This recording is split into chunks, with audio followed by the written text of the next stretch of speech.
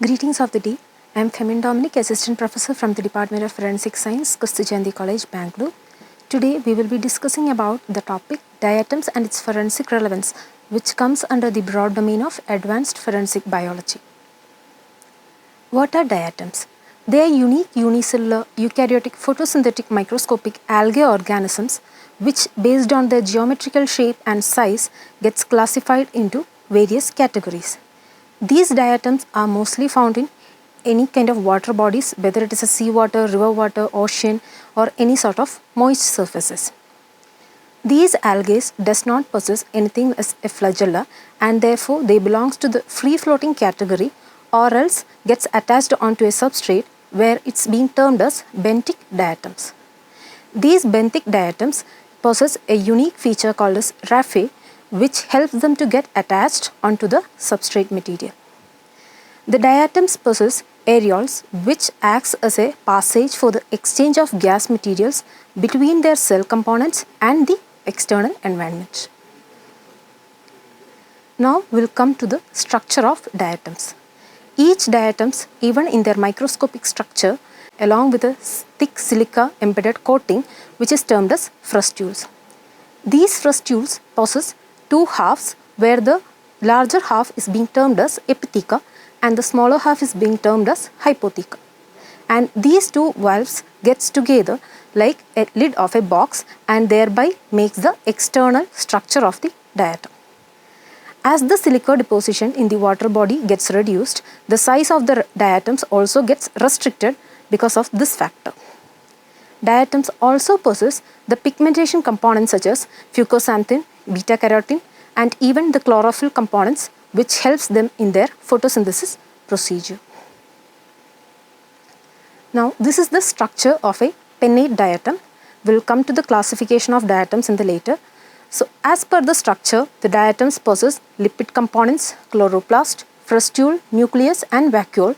When it comes to the forensic domain, we focus more onto the frustule and their particular structure. As this belongs to the eukaryotic domain, the order again gets differentiated into centrales and pinnate based on the symmetrical structure.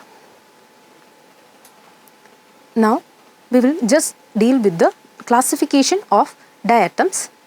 Based on the size or the color, we can't classify the diatoms, as so we are classifying them based on the valve.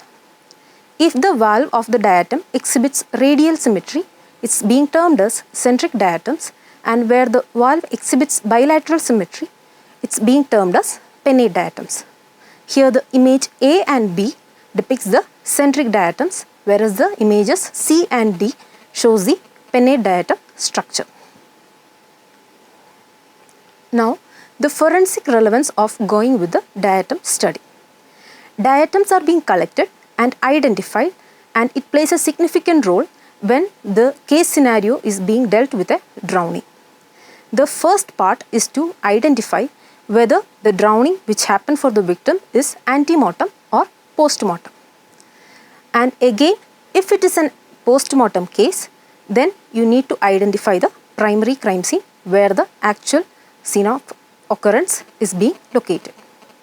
In case of drowning death, we need to establish the correlation between the diatoms extracted from the various visceral organ samples and the water body which is near to the locality. Now, as per the changes happening due to decomposition, the collection of the diatom procedure gets varied. Now again, if the body is in the blotting stage, still the identification of diatoms can be made from the individual's clothing or belongings which has been identified from the investigation sites. Whereas the diatoms recovered from the stomach, it indicates that the water has been swallowed by the person, and if it's being recovered from the lung region, then that shows that water has been aspirated. If the diatoms gets transferred to the blood or the bone marrow regions, it indicates that the person has been well fit enough when the drowning happened, and so it can be confirmed with the ante-mortem drowning. Collection of diatoms. When we collect the diatoms, we need to collect from two locations, one from the victim, other from the crime scene. The samples being collected from the crime scene will be basically a water body. For any sort of water body, we are supposed to collect the diatoms from multiple locations. This is because the abundance of the diatoms or the species variety of the diatoms can get varied in the same water body depending upon the water current or the depth level. Now, when we are collecting the diatoms from the water sample, we can use the plankton net where the mesh size will be 0.1 to 0.3 millimeter in size. Now, all the collecting equipments which we are using for this particular technique should be well cleaned with distilled water so that the unwanted foreign diatoms won't be present in our collected sample. Now, the extraction of diatoms. Whether we collect it from the water body or from the visceral organ, the extraction step is mandatory. Once when we are collecting the visceral organ samples which has been collected at the time of autopsy, the extraction procedure can be done by using an acid or else an enzyme. The traditional techniques involve the usage of acid digestion method where the nitric acid and sulfuric acid has been most commonly involved. Nitric acid can be used when the diatoms are being extracted from the lungs, sternum or even from the bone marrow. Whereas sulfuric acid can be utilized when the extraction of diatoms happens from the internal organs of abdominal area, particularly the kidney and liver. The mixture of nitric acid and hydrogen peroxide has been utilized in order to extract the diatom components from brain, lung, liver and kidney, and the benefit of using hydrogen peroxide will be the reduced amount of sediment, or it makes the much more cleaner diatom components. The advanced techniques involves the usage of Lefort aqua regia, which is the reverse aqua regia form, that is 3:1 ratio concentration of concentric nitric acid and hydrochloric acid. As the acid digestion procedure is a time-taking procedure which overall takes around 2 days to finish up the entire digestion, enzymatic digestion technique is preferred for the rapid extraction technique where one night overnight being kept for the samples will be enough to digest the tissue material. The purpose of doing enzymatic digestion and acid digestion is to digest the organic components which are being present in our tissue and thereby collect the sediment portion.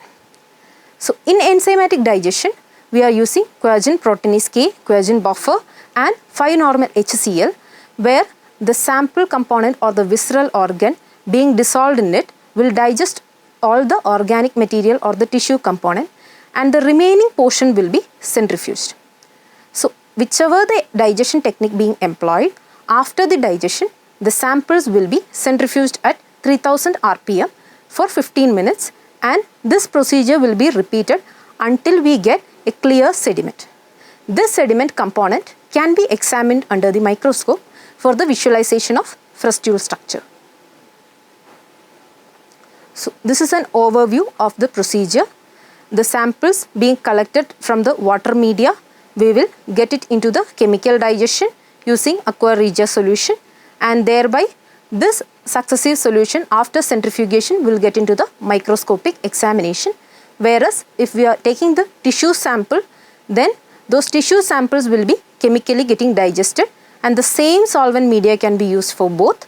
After the digestion, again the same centrifugation procedure will be repeated and the extracted diatoms from the biological sample and from the water sample will be taken for the comparative study.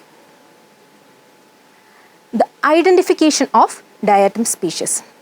Generally, the chemical composition of the diatom species can be identified by using the FTIR, but in the forensic domain, when we compare the structure of the frustule, we utilize the light microscopy and scanning electron microscopy.